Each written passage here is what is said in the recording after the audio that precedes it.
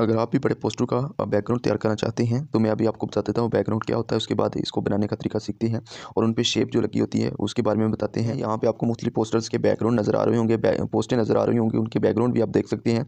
यहाँ पे देख सकते हैं मैं एक किसी पिक्चर को एडिट करता हूँ तो यहाँ पे आपको बैकग्राउंड भी देखने को मिल जाएगा। अब यही देख लें, मैं इस पोस्टर को एडिट करता हूं और आपको बताता हूं कि इसका कलर कैसे किया गया है, इसको बैकग्राउंड कैसे दिया गया है और इसके साथ हम अभी बनाने का तरीका भी सीखेंगे कि इसमें कैसे बनाया गया है। ये डिज़ाइन हमने ओपन कर लिया है। यहाँ पे आप देख सकते हैं ऊपर आपको सब्ज़ कलर यानी ग्रीन कलर आपको नज़र आ रहा होगा और नीचे भी आपको डिफरेंट कलर्स नज़र आ रहे होंगे। इस तरह के बैकग्राउंड कैसे तैयार किए जाते हैं आज आपको उर्दू डिज़ाइनर में बताऊँगा कि आप कैसे इस तरह के बैकग्राउंड तैयार कर सकते हैं और मुख्तलिफ महफिल मिलाद मुस्तफ़ा के जो डिज़ाइन की तैयार किए जाते हैं, जो बैकग्राउंड तैयार किए जाते हैं वो कैसे तैयार किए जाते हैं। फर्स्ट ऑफ ऑल आपने नए डिज़ाइन पे करना है क्लिक, यहाँ से आपके सामने साइज़ आ जाएंगे। यहाँ पे आपने जो पोस्ट बनानी है, जिस साइज़ की बनानी है वो साइज़ सेलेक्ट कर लेना है। यहाँ पे मैं एक साइज़ सेलेक्ट कर लेता हूँ। यहाँ से किताब कवर का आपको ऑप्शन साइज़ मिल जाएगा, यहाँ से उसको कर लेना है सेलेक्ट। अब यहाँ से आपके सामने बहुत सारे इस तरह के ऑप्शन आ जाएंगे और यहाँ से आपको बैकग्राउंड का भी ऑप्शन मिल जाएगा। अगर आप बने बनाए बैकग्राउंड लाना चाहते हैं तो आप बैकग्राउंड पे क्लिक करके बैकग्राउंड भी ला सकते हैं। आपने चले जाना है शेप में और शेप में से फर्स्ट नंबर को आप जो शेप नज़र आ रही है इसको आपने कर लेना है क्लिक। जब आप क्लिक करेंगे तो ये आपके डिज़ाइन में शामिल हो जाएगी। अब यहाँ से इसके आप कलर भी दे सकते हैं और इसको ग्रेडिएंट भी कर सकते हैं। ये देख सकते हैं मैं यहाँ से जो बैकग्राउंड कलर है वो यहाँ से कर लेता हूँ चेंज। ये मैं चेंज किया। अब यहाँ से मैं जो शेप लेकर आया था इसको मैं कर देता हूँ ग्रेडियंट। ये देख सकते हैं कितना खूबसूरत हो गया। इसको अब करना है थोड़ा सा बड़ा। यहाँ से मैं इसको कर लेता हूँ बड़ा। ऐसे इसको आपने बड़ा किया, बड़ा कर लेना और यहाँ से आपने इसको स्क्रॉल करना है। अब यहाँ से देख सकते हैं आपको बहुत कम ऑप्शन नज़र आ रहे हैं। यहाँ पे एंड पे आपको एक रजिस्टर का ऑप्शन नज़र आ रहा है, यहाँ से कर देना इसको रजिस्टर। जब आप रजिस्टर करेंगे तो आपको फीदर वगैरह का ऑप्शन वगैरह भी मिल जाएगा। यहाँ से आप थोड़ा सा इसको स्क्रॉल करेंगे तो ये देख सकते हैं फीदर का ऑप्शन आपको मिल जाएगा। अब यहाँ से आपने टाइप पे क्लिक करना है। देख सकते हैं साइडों से फीदर हो गया। अब यहाँ से आपको टाइप्स मिल जाएंगी, यानी ऊपर नीचे दाएँ बाएँ। आपने ऊपर से अनलॉक रहने देना और साइडों और नीचे से आपने इसको कर देना है लॉक। अब यहाँ से इसको साइज़ को मज़ीद आपने थोड़ा सा कम कर देना है या बढ़ा देना है। यहाँ से मैंने इसको साइज़ को बढ़ा दिया तो ये देख सकते हैं इस तरह का कलर आपके सामने आ जाएगा। अब यहाँ से दोबारा इसको आपने कर देना है, लॉक करना है। दोबारा मैं शेप में जाता हूँ। शेप में जाने के बाद यहाँ से कोई एक शेप दोबारा ले आता हूँ। ये शेप मैं दोबारा से ले आया हूँ।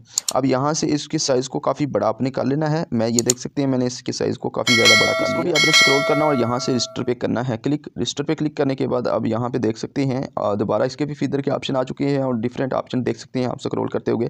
अब यहाँ पे फीदर पे ऑप्शन पे दोबारा आपने क्लिक करना और यहाँ से आपने ऊपर से आप कर देना लॉक और नीचे से इसको कर देना है अनलॉक।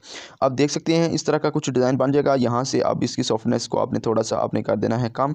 कम करने के बाद ये देख सकते हैं इस तरह का आपके सामने डिज़ाइन आ जाएगा। अब यहाँ से अगर आप कलर भी चेंज करना चाहें, यहाँ पे आप एडजस्ट का आपको ऑप्शन मिल जाएगा।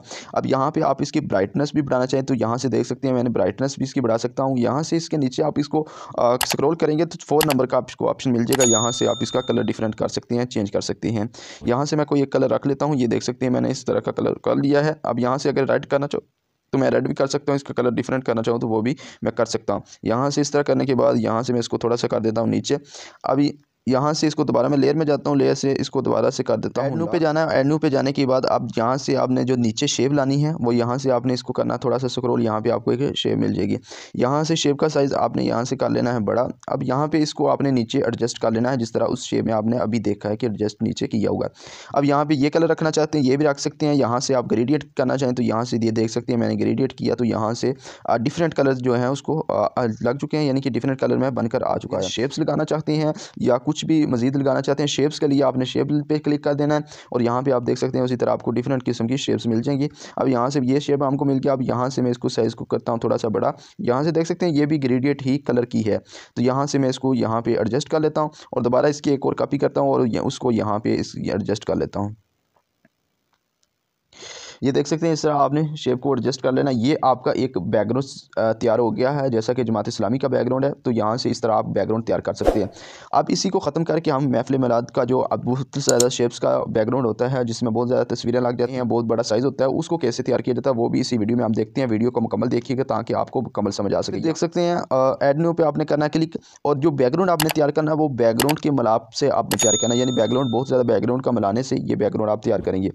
यहाँ से बैकग्राउंड पे क्लिक करते हैं। बैकग्राउंड पे क्लिक करने के बाद ये देख सकते हैं आपके सामने इस तरह बहुत सारे बैकग्राउंड आ गए हैं। यहाँ से मैंने इस्लामिक आर्ट पे क्लिक करता हूँ और यहाँ पे देख सकते हैं इस्लामिक बैकग्राउंड आपके सामने यहाँ पे 4th नंबर पे उसको करता हूँ क्लिक। क्लिक करने के बाद ये देख सकते हैं इस तरह आपके सामने खूबसूरत आ जाएगा।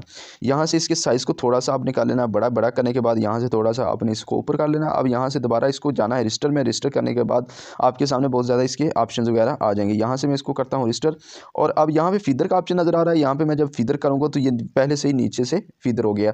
अब यहाँ से मैं ऊपर जाता हूँ लेयर में जाने के बाद यहाँ से इसको कर देता हूँ लॉक। अगर मज़ीद भी आप इसमें कुछ चेंजिंग करना चाहें, कलर चेंज करना चाहें या इसको थोड़ा धुंधला करना चाहें तो यहाँ से आप इस तरह धुंधला भी कर सकते हैं।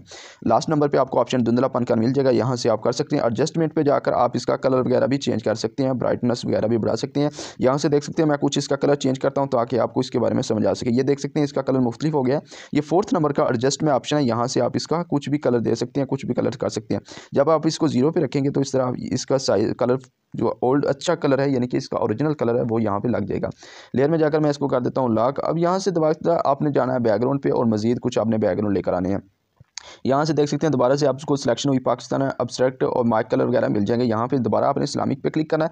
अब इस्लामिक अगर तैयार करें तो दोबारा से आप इस्लामिक पे क्लिक करेंगे और यहाँ से आप कोई भी एक बैकग्राउंड ले लेंगे। यहाँ से मैं एक बैकग्राउंड ले लेता हूँ, ये कलर सेलेक्ट कर लेता हूँ। आप जो अच्छा कलर लगे वो लगा लेना। यहाँ से इसके साइज़ को आपने थोड़ा सा करना है बड़ा। अब बड़ा करने के बाद दोबारा इसको आपने एडजस्ट करना और यहाँ से इसको कर देना है रजिस्टर करने के बाद यहाँ से फीदर का ऑप्शन मिल जाएगा और अब यहाँ से नीचे को आपने कर देना है लॉक और ऊपर से कर देना है अनलॉक। जब ऐसा करेंगे तो इस तरह की आपके सामने आ जाएगी। ये देख सकते हैं ये हमारा कंप्लीट जो बैकग्राउंड है वो तो तैयार हो गया। अब यहाँ पे हमने शेप्स भी लगानी है। यहाँ से मैं इसका थोड़ा साइज़ बड़ा कर लेता हूँ। ये देख सकते हैं मैंने इसका साइज़ बड़ा किया। अब यहाँ से मैं लेयर में जाता हूँ। लेयर में जाने के बाद इसको कर देता हूँ लॉक। मीन्स कि आपने सिर्फ बैकग्राउंड में जाकर सिर्फ 2 बैकग्राउंड लगाए हैं तो यहाँ पर आपको बैकग्राउंड तैयार हो गया। मज़ीद आप 3, 4 या 5, 7 बैकग्राउंड भी ला सकते हैं।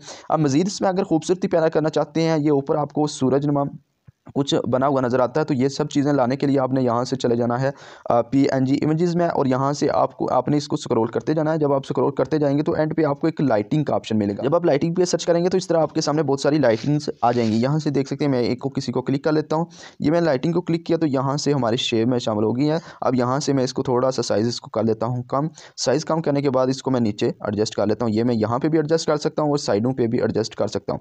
यहाँ से दोबारा दूसरी साइड पर लगाने के लिए यहाँ से आपने इसकी करनी है कॉपी, ऊपर सीधा करने का ऑप्शन मिल जाएगा। यहाँ से आपने इसका कर लेना है साइज़ चेंज, यानी कि इसका रुख चेंज करने के बाद यहाँ पे आपने इसको भी एडजस्ट कर लेना है। ये देख सकते हैं हमारा बहुत ही खूबसूरत तरीन बैकग्राउंड तैयार हो गया है। अब यहाँ से आपने दोबारा शेप, अगर बैकग्राउंड के ऊपर शेप आप पिंटरेस्ट से लाना चाहते हैं जो ऑलरेडी इस चैनल पे वीडियो अपलोड है तो वो भी आप देख सकते हैं और वहाँ से भी आप देखकर ये शेप्स लगा सकते हैं, यानी कि शेप वहाँ से डाउनलोड करके भी ला सकते हैं। और यहाँ पे उर्दू डिज़ाइनर के बारे में बनाना सीख के जा रहे हैं तो यहाँ पे उर्दू डिज़ाइनर से ही मैं आपको शेप लगाने का तरीका बता देता हूँ कि आप कैसे कैसे शेप एडजस्ट कर सकते हैं। अगर चैनल पर आप न्यू हैं मोहसिन इंस्टीट्यूट को सब्सक्राइब करके साथ लगे घंटी के बटन को दबाकर वीडियो को लाइक लाजमी कर दें ताकि हमारी हौसला अफजाई होती रहे। अब यहाँ से देख सकते हैं शेप का ऑप्शन आपको नजर आ रहा है तो शेप पे आप क्लिक करेंगे तो आपको डिफरेंट कलर की शेप्स मिल जाएंगी। यहाँ से मैं किसी एक को सिलेक्ट कर लेता हूँ। यहाँ से देख सकते हैं आपको डिफरेंट नॉर्मल शेप्स मिल जाएंगे। अगर मजीद अच्छी शेप्स लाना चाहते हैं टेस्ट से यहाँ से देख सकते हैं मैं एक शेप लेकर आया हूँ। यहाँ से इसका कलर अच्छा नहीं है तो यहाँ से ग्रेडियंट में जाकर मैं यहाँ से इसका कलर वगैरह मजीद चेंज भी कर सकता हूँ। ये देख सकते हैं मैंने कलर इसका ये किया। अब यहाँ पे इसको एडजस्ट करने का तरीका ये है कि अगर मजीद आप ऊपर 2 शेप्स लगाना चाहते हैं, अब यहाँ से इसको बॉर्डर भी देना चाहें तो आप बॉर्डर भी दे सकते हैं। यहाँ से मैं इसको ब्लैक कलर का या वाइट कलर का बॉर्डर दे देता हूँ। ये ब्लैक कलर का मैंने बॉर्डर को दे दिया। अब यहाँ से इसको थोड़ा सा साइज़ में कर लेता हूँ कम।